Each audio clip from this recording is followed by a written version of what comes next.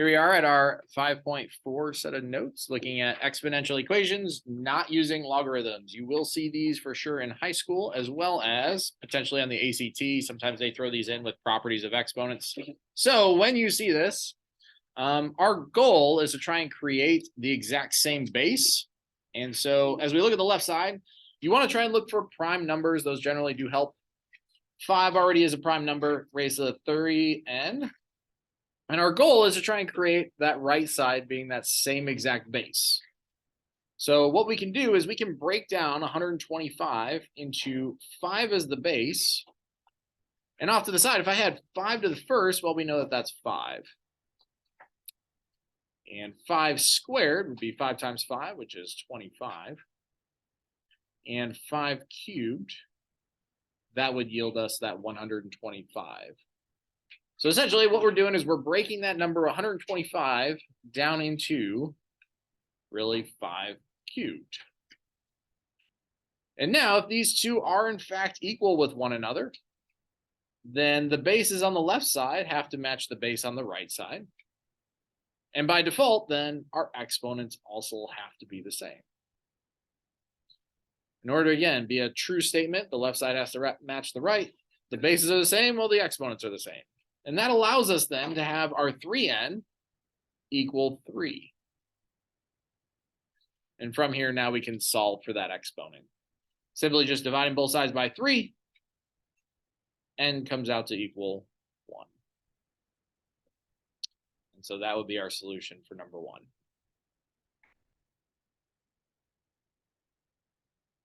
Shifting over to number 2, example 2.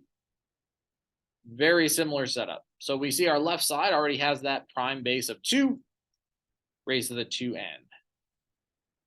equals 16. Well, again, we're trying to think about our number 16 and how can we break that down to that same base, same exact base of 2. Creating a short list, 2 squared is 4. 2 to the third is 2 times 2 times 2, which is 8. Well, that's not quite 16 yet. 2 to the fourth, that would give us 16. And so as a result, instead of 16, we're going to rewrite that as 2 raised to the 4th power. Again, now that our bases are the same, the exponents have to be the same. And so that's why we can set 2n equals 4. And then finally solve for that variable. Dividing both sides by 2, we see that n is 2.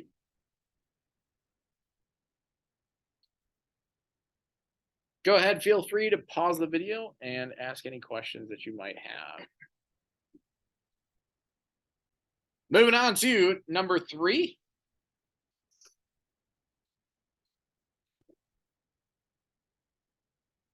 Looks like our bases are already the same.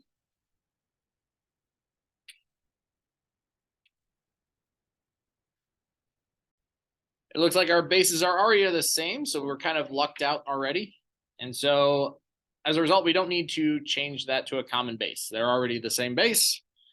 But we do know then our exponents have to also be the same. So that's why we can set 3r equals negative 2r.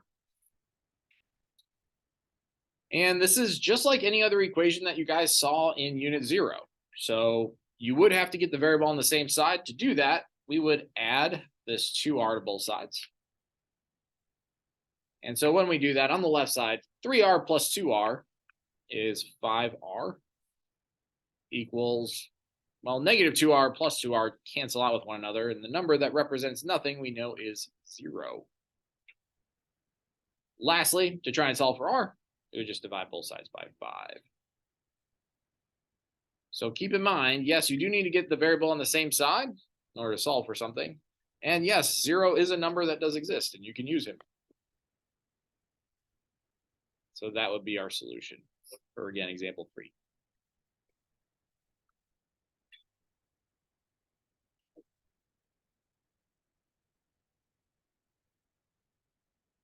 Now, looking at example 4, what I want you guys to do is to go ahead and try pausing the video and give this one a fair shot and see if you guys got it right. All right, now looking at number 4, hopefully you guys have had the chance to try it out. We have 3 raised to the negative 2k. He's already solidly set, but we do need to change our 81 to that common base. This is a huge hint. Well, we know that we need it to become a 3. And creating our list, we have 3 to the first. Well, you wouldn't really do that because then you'd already have your same base, but it is there. 3 squared would be 9. Well, that's not quite 81. 3 cubed is 27, but then 3 to the 4th would be 81. So we're going to convert 81 into 3 to the 4th. Now they have the exact same base 3. To be truly equal, then our exponents must also match. So that's why we can say negative 2k is equal to 4, and then divide both sides by that coefficient to solve. So k comes out to be negative 2. So if you guys are getting these correct and you feel very comfortable, that is awesome. I do assure you that they do get a little bit more complex, but as long as you're understanding this basic premise, that's the goal. As we see, example 5. Well, looks like our bases are already the same, so we don't have to convert to the same base. And as a result, our exponents, to be truly equal, must also be equal. Again, since our bases are the same, the exponents have to be the same. So as a result, we can end up having negative 3x equaling that x minus 1 on the right side. And now we're simply solving for x. So to do that, got to get x on the same side.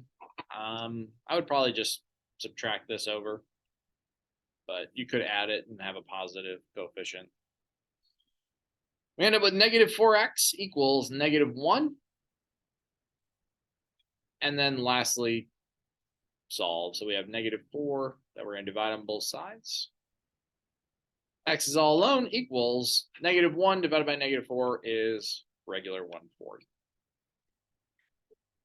So again, the key, guys, is it's not your exponent that is now 1/4. You solved for the item, though, that would make the left side match the right side.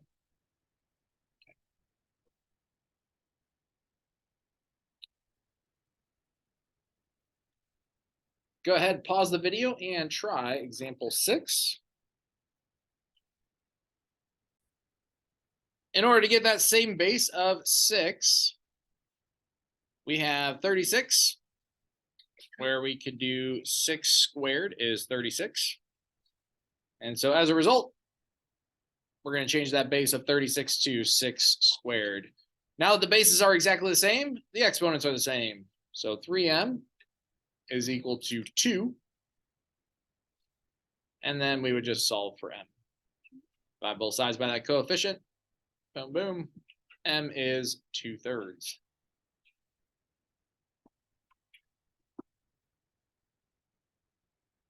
Moving on to example 7.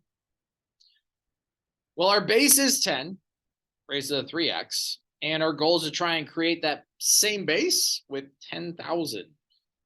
So 10 squared we know is 100.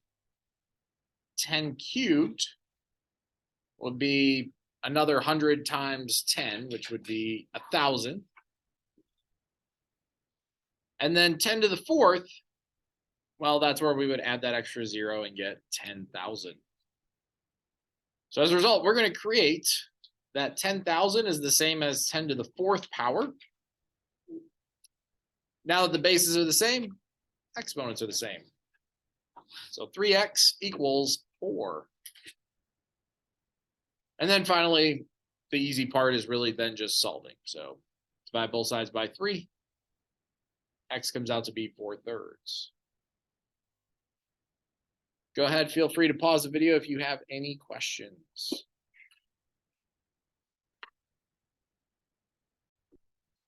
Looking at example 8. What I want you guys to do is actually to pause the video and try what would make the most sense. This one's a little bit different, so give it a fair shot. Think about it with our properties of exponents. All right, awesome job to those individuals. So our goal was to create this exponent being equal to 0, because we know any base raised to the 0th is going to give us 1. So that's why we can actually set this exponent r plus 1 equal to 0. And then from there, you would solve for that variable. So in this case, we would subtract 1 over. Boom, boom. Looks like r comes out to be -1.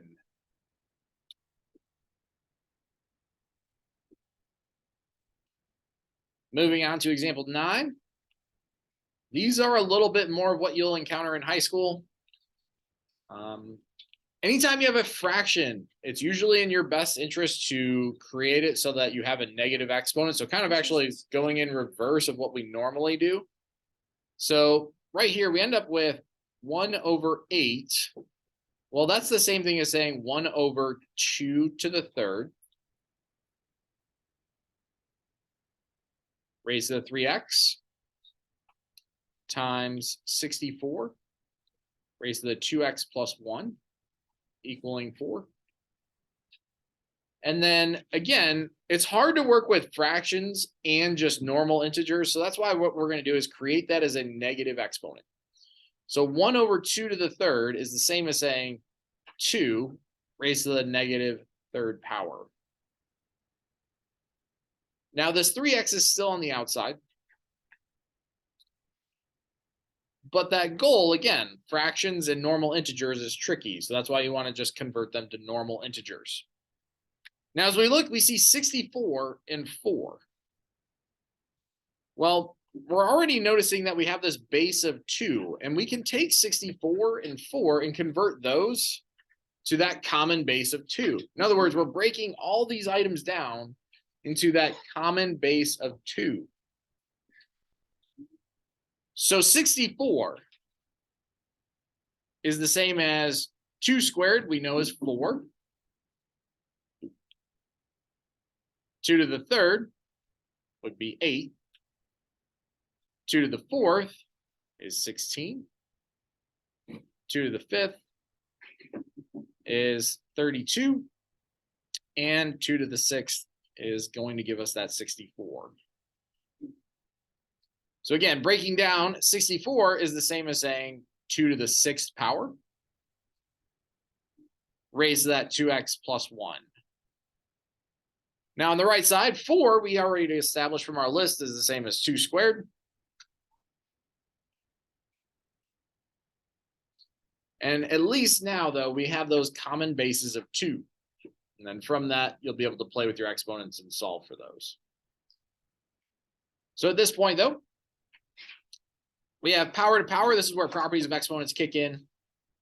I have 2 to the negative 9x times 2, again, power to power, multiplying those powers. So 6 times 2x plus 1 equals 2 to the second power.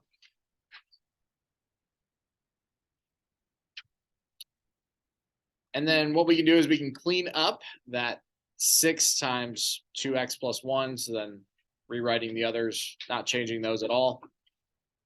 Be 12x plus 6 equals 2 squared.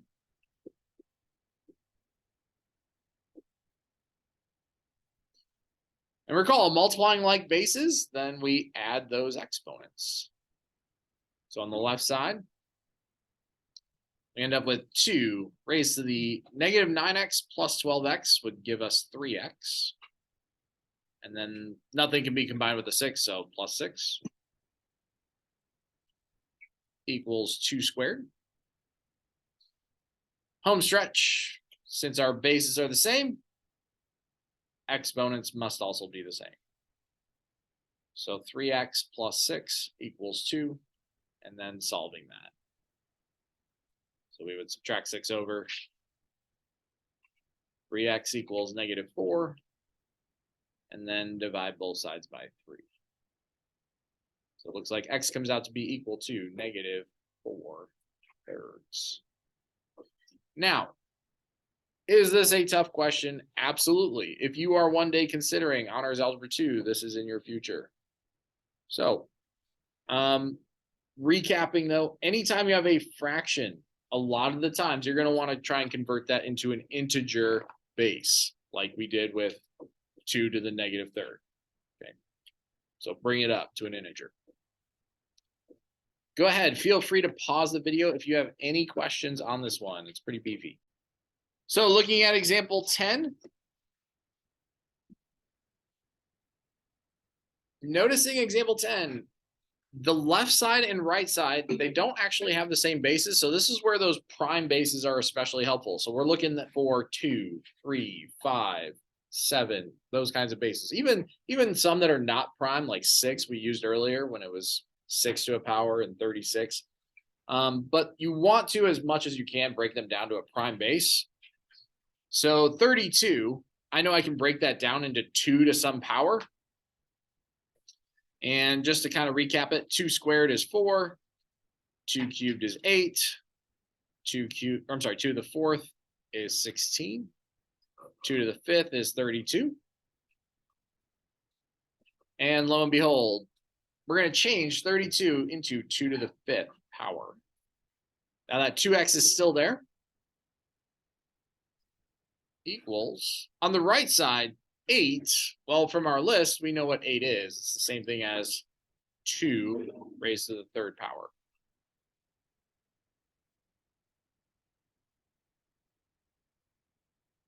Using properties of exponents, we can multiply these together, end up with 2 raised to the 10x equals 2 raised to the third. Since our bases are the same, exponents are the same. And so we end up with 10x equals 3. And then lastly, divide both sides by 10. So x comes out to be 3/10.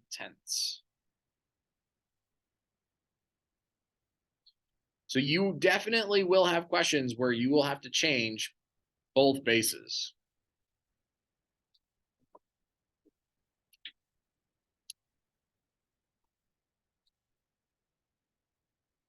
All right, go ahead, pause the video and try example 11. Awesome job to those individuals who got it right.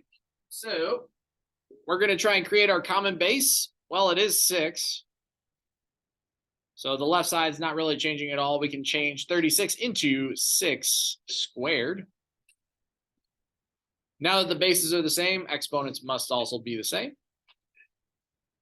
And as a result, we have negative 3v minus 2 equals 2. And we are now solving for v. So we would add 2 to both sides. Boom, get negative 3v equals 4. And then divide both sides by that coefficient. So v is negative 4/3.